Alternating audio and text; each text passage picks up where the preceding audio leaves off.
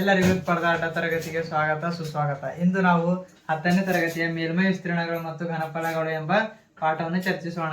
ನೀವು 9ನೇ ತರಗತಿಯಲ್ಲಿ ಆಯತದ ಘನ, ಶಂಕು, ಸಿಲಿಂಡರ್ ಮತ್ತು ಗೋಳದ ಬಗ್ಗೆ ತಿಳಿದುಕೊಂಡಿದ್ದೀರಿ ಮತ್ತು ಅವುಗಳ ಮೇಲ್ಮೈ ವಿಸ್ತೀರ್ಣ ಮತ್ತು ಅವು ಘನಫಲಗಳನ್ನು ಕಂಡುಹಿಡಿಯುವ ವಿಧಾನ ತಿಳ್ಕೊಂಡ್ರಿ. ಈಗ ನಾವು 10ನೇ ತರಗತಿಯಲ್ಲಿ ಮೇಲ್ಮೈ ವಿಸ್ತೀರ್ಣಗಳು ಮತ್ತು ಘನಫಲಗಳ ಬಗ್ಗೆ ಚರ್ಚಿಸೋಣ.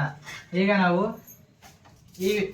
ಈ ಪಾಠದಲ್ಲಿ ಬರುವ ಸಮಸ್ಯೆಗಳನ್ನು ಚರ್ಚಿಸುವುದಕ್ಕಿಂತ ಮೊದಲು ನಾವು ಅವುಗಳ ವಿಸ್ತೀರ್ಣವನ್ನು ಕಂಡುಹಿಡಿಯುವ ಸೂತ್ರವನ್ನು ತಿಳಿದುಕೊಳ್ಳೋಣ. ಈಗ ವರ್ಗಘನದ ಪೂರ್ಣ ಮೇಲ್ಮೈ ವಿಸ್ತೀರ್ಣ ಕಂಡುಹಿಡಿಯಲು ಬಳಸುವ ಸೂತ್ರ 6a². ಆಯತಘನದ ಪೂರ್ಣ ಮೇಲ್ಮೈ ವಿಸ್ತೀರ್ಣ ಕಂಡುಹಿಡಿಯಲು ಬಳಸುವ ಸೂತ್ರ 2 bracket LB + BH + HL bracket close. ಈಗ ಮತ್ತೆ ನಾವು ಶಂಕುವಿನ ಮೇಲ್ಮೈ ವಿಸ್ತೀರ್ಣ ಕಂಡುಹಿಡಿಯಲು ಬಳಸುವ ಸೂತ್ರ πRL.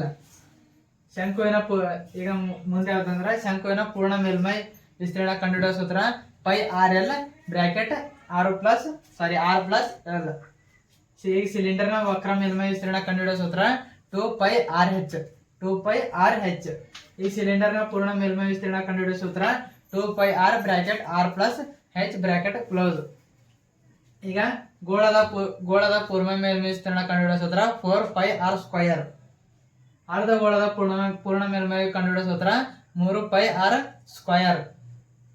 ಅರ್ಧಗೋಳದ ವಕ್ರ ಮೇಲ್ಮೈ ವಿಸ್ತೀರ್ಣ ಕಂಡುಹಿಡಿಯುವ ಸೂತ್ರ 2πR². ಈಗ ಮುಂದೆ ವೃತ್ತದ ವಿಸ್ತೀರ್ಣವನ್ನು ಕಂಡುಹಿಡಿಯುವ ಸೂತ್ರ πR². ಈಗ ನಾವು ಅಭ್ಯಾಸ 12.1 ಲೆಕ್ಕವನ್ನು ನೋಡೋಣ.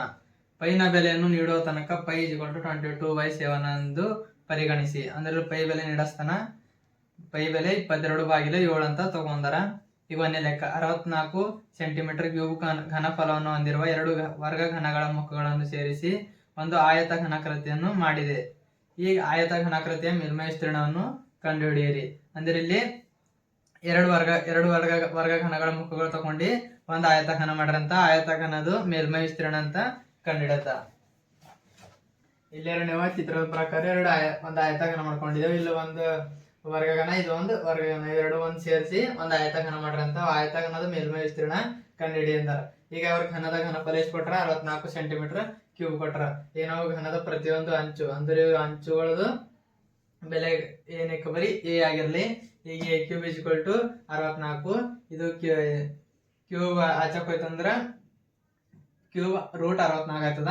ಈಗ 64 ಘನ ಮೂಲ ಏನದ 4. a = ಎಷ್ಟು ಬಂತು?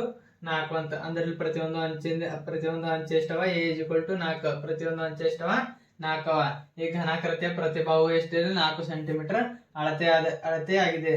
ಅಂದ್ರೆ ಇಲ್ಲಿ ಘನಾಕೃತಿಯ ಪ್ರತಿಯೊಂದು ಬಾವಿಂದ ಅಳತೆ ಎಷ್ಟದ? 4 cm ಅದ.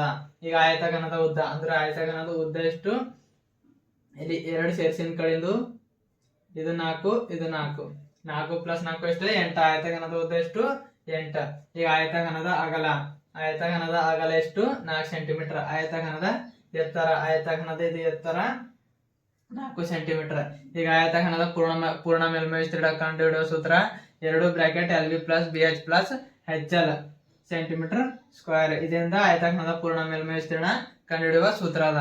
ಈಗ ಆ ಸೂತ್ರ ಪ್ರಕಾರ ಹಾಕೊಂಬರಿ. ಈಗ ಇಲ್ಲಿ ಏನೇನು ಬರ್ಕೊಂಡಿದೆ ಅದು ಹಾಕೊಂಬರಿ. 2 ಬ್ರಾಕೆಟ್ ಉದ್ದ ಎಷ್ಟದ? 8 ಇಂಟು ಬಿ ಅಂದ್ರೆ ಅಗಲ ಎಷ್ಟದ? 4 cm ಇಂಟು ಇಲ್ಲಿ ಪ್ಲಸ್ ಇಲ್ಲಿ ಬಿ ಎಷ್ಟದ? ಇಲ್ಲಿ 4 ಇಂಟು ಹೆಚ್ ಎತ್ತರ ಎಷ್ಟದಲ್ಲಿ?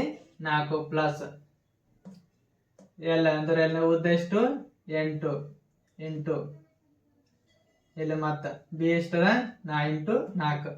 ಈಗ ಎಷ್ಟೈತಿ? 2 ಬ್ರಾಕೆಟ್ 8 × 4 ಪ್ಲಸ್ 4 × 4 ಪ್ಲಸ್ 8 × 4 ಆಯ್ತು. 2 8 4 ಎಷ್ಟು? 32 ಪ್ಲಸ್ 4 4 16 ಪ್ಲಸ್ 8 4 32. ಈಗ 2 ಬ್ರಾಕೆಟ್ 32 ಪ್ಲಸ್ 16 ಪ್ಲಸ್ 32 ಎಷ್ಟೈತವ? 6 2 8 8 2 10 ಕೈಲ 1 0. ಈಗ 3 1 4 5 5 3 8 80 ಆಯ್ತು. ಈಗ ಎಷ್ಟಾಯ್ತು? 80. 2 ಬ್ರಾಕೆಟ್ 80 ಅಂದ್ರೆ 2 ಏನಾಯ್ತು? ಗುಣಾಕಾರ ಮಾಡ್ಬೇಕು. ಈಗ 2 × 80 ಎಷ್ಟು? 8 2 80 160. ಅಂದ್ರೆ ಇಲ್ಲಿ ಆಯತ ಘನದ ಪೂರ್ಣ ಮೇಲ್ಮೈ ವಿಸ್ತೀರ್ಣ ಎಷ್ಟು? 160 cm².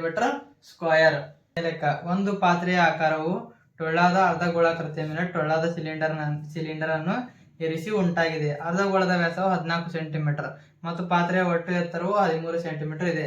ಈ ಪಾತ್ರೆಯ ಒಳ ಮೇಲ್ಮೈ ವಿಸ್ತೀರ್ಣವನ್ನು ಕಂಡುಹಿಡಿಯಿರಿ. ಅಂದರೆ ಇಲ್ಲಿ ಟೊಳ್ಳಾದ ಅರ್ಧ ಗೋಳಾಕೃತಿಯ ಮೇಲೆ ಟೊಳ್ಳಾದ ಸಿಲಿಂಡರ್ ಅನ್ನು ಇರಿಸಿ ಒಂದು ಪಾತ್ರೆ ಆಕಾರದಂತ ಅದು ಅರ್ಧ ಗೋಳದ ವ್ಯಾಸ ಎಷ್ಟದಂತ 14 ಸೆಂಟಿಮೀಟರ್ ಅದಂತ. ಅವಾಗ ಪೂರ ಪಾತ್ರೆದ ಎತ್ತರ ಎಷ್ಟದಂತ 13 ಸೆಂಟಿಮೀಟರ್ ಅದಂತ. ಹಾಗಾದ್ರೆ ಆ ಪಾತ್ರೆದು ಒಳ ಮೇಲ್ಮೈ ವಿಸ್ತೀರ್ಣ ಕಂಡುಹಿಡಿದ. ಈಗ ಇಲ್ಲಿ ಪ್ರಶ್ನೆಗೆ ತಕ್ಕಂತೆ ಒಂದು ಚಿತ್ರ ರಚಿಸಿಕೊಂಡಿದ್ದೆವು. ಇಲ್ಲಿ ಟೊಳ್ಳಾದ ಅರ್ಧಾಕೃತಿ ಮತ್ತು ಟೊಳ್ಳಾದ ಅರ್ಧಗೋಳದ ಮೇಲೆ ಟೊಳ್ಳಾದ ಸಿಲಿಂಡರ್ ಮೇಲೆ ಒಂದು ಪಾತ್ರೆ ಅಂತ. ಇದು ಅರ್ಧಗೋಳದ ವ್ಯಾಸ ಎಷ್ಟದಂತ 14 ಸೆಂಟಿಮೀಟರ್ ಅಂತ. ಆ ಪಾತ್ರೆದ ಎತ್ತರ ಎಷ್ಟದಂತ 13 ಸೆಂಟಿಮೀಟರ್ ಅಂತ.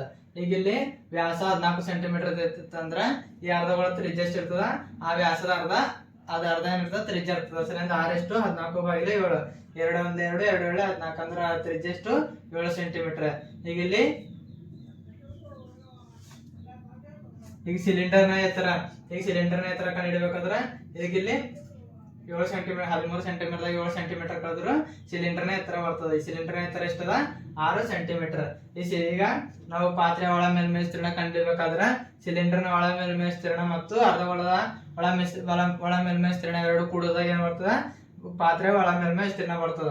ಈಗ ಸಿಲಿಂಡರ್ನ ಒಳ ಮೇಲ್ಮೈ ವಿಸ್ತೀರ್ಣ ಕಂಡುಹಿಡಿಯುವ ಸೂತ್ರ 2πr(h) ಅದ. ಮತ್ತ ಅರ್ಧಗೋಳದ ಒಳ ಮೇಲ್ಮೈ ವಿಸ್ತೀರ್ಣ ಕಂಡುಹಿಡಿಯುವ ಸೂತ್ರ 2πr² ಅದ. ಈಗ ಇದ್ರ ತಕ್ಕಂತೆ ಹಾಕುವ ಬೆಲೆಗಳು ಎರಡು ಹಂಗದಂಗೆ ಪೈ ಬೆಲೆ 22/7 ಇಂಟು ಆರ್ ಬೆಲೆ 7 ಇಂಟು ಹೆಚ್ ಎತ್ತರ ಎಷ್ಟು 6 ಸೆಂಟಿಮೀಟರ್ 6 ಪ್ಲಸ್ 2 ಇಂಟು 22/7 6 ಇದನ್ನ ಕಂಡು ಇಲ್ಲಿ 6 2 ಪೈಕಿ ಹೊರ್ಕೋಬೇಕು. 7 ಇಂಟು 7 ಇಲ್ಲಿ 7 1 7 7 1 7 7 1 7 7 1 7 ಈ ಬೆಲೆಗಳು 2 into 22 into 6 plus 2 into 22 into 7 2 into 22 22 ಎಷ್ಟು 44 ಇಂಟು 6 ಪ್ಲಸ್ 22 44 ಇಂಟು 7. ಈಗ ಇವೆರಡರದ ಕಾಮನ್ ಏನವ 44 44 ತಗೊಂಡೆವು 6 ಪ್ಲಸ್ 7 ಉಳಿತು. ಈಗ 44 6 ಪ್ಲಸ್ 7 ಎಷ್ಟಿದೆ 13 ಇರ್ತದ. 44 ಇಂಟು 13.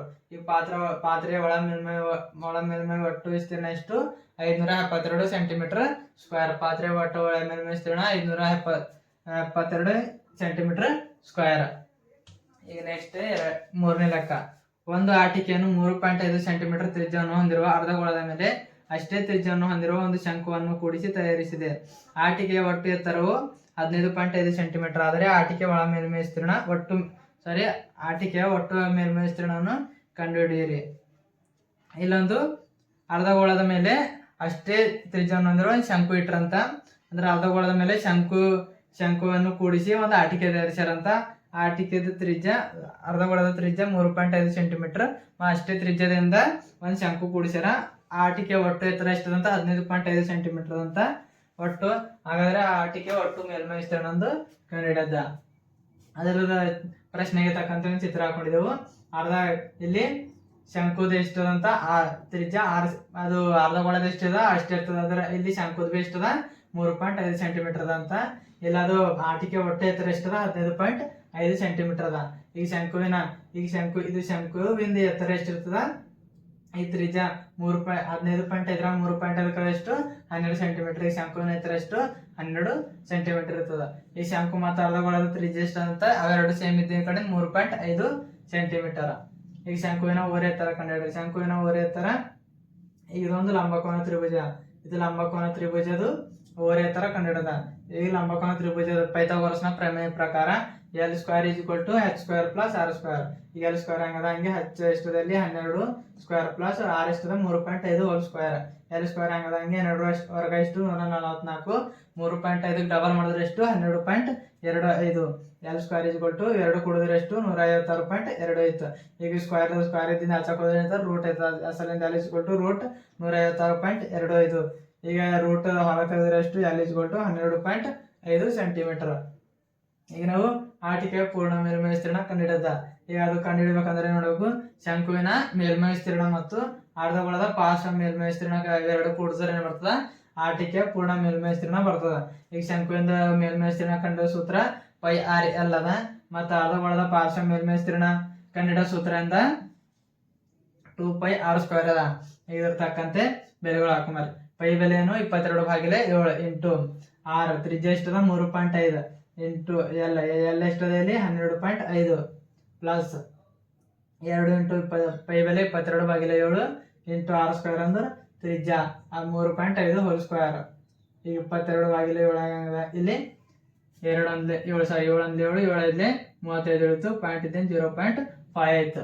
ಮತ್ತೆ ಇಲ್ಲಿ 22 ಇಂಟು 0.5 ಇಂಟು 12.5 ಹಂಗದಂಗೆ ಈಗ 22 ಎಷ್ಟು 44. ಇಲ್ಲಿ 7 1 7 ಇವು 3.5 2 ಮಾಡ್ಕೋಬೇಕು. ಈ 3.5 ಸ್ಕ್ವೇರ್ ಹೋಲ್ ಸ್ಕ್ವೇರ್ ಇದೆ 3.5 ಇಂಟು 3.5 ಇಲ್ಲಿ ಬಿ 7 1 7 7 5 35 0.5 ಅಂತ. ಅಸಲಿ 44 22 ಎಷ್ಟು 44 ಇಂಟು 0.5 ಇಂಟು 3.5 ಇವು 3 ಗುಣಿಸ್ತಾರೆ. 22 ಇಂಟು 0.5 ಇಂಟು 12.5 ಗುಣಿದ್ರೆ ಎಷ್ಟು ಬರ್ತದೆ 137.5 ಬರ್ತದೆ. ಈಗ ಪ್ಲಸ್ 44 ಇಂಟು 0.5 ಇಂಟು 3.5 3 ಗುಣಿದ್ರೆ ಎಷ್ಟು ಬರ್ತದೆ 77 ಬರ್ತದೆ. ಅಸಲಿಂದ ಇಲ್ಲಿ ಎರಡಕ್ಕೂ ಕೂಡಿಸ್ಬೇಕು. ಈಗ ಎರಡಕ್ಕೂ ಕೂಡಿದ್ರೆ ಎಷ್ಟು 214 ಸೆಂಟಿಮೀಟರ್ ಸ್ಕ್ವೇರ್ ಬರ್ತದೆ. ಈಗ ಇಲ್ಲಿ ಆಟಿಕೆಯ ಪೂರ್ಣ ಮೇಲ್ಮೈ ವಿಸ್ತೀರ್ಣ ಎಷ್ಟು 214.5 ಸೆಂಟಿಮೀಟರ್ ಸ್ಕ್ವೇರ್ ಬಂತು.